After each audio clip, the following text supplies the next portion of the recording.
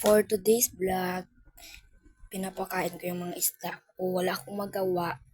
Niluto ko yung pagkain nila. Ayan guys, so, bumilog, mabasa kasi. Ayan. Kapag pinapakain ko, nalalaglag, hindi lumulutang yung pagkain nila kasi kahapon niluto ko, wala akong magawa. Ayan sila. Malalaki na sila guys. Yung ano namin, ayan. Nag-a-update na ako kasi hindi na ako nakapag-vlog ng kahapon. Ayan sila guys, oh. Ayan sila. Yung pagkain nila ay yun, oh. Hindi na lumulutang. Ayan sila, oh, lumalaki na sila. Parang yung isa buntis eh. Hindi ko alam, pero parang buntis. Ayan mo yung pagkain nila.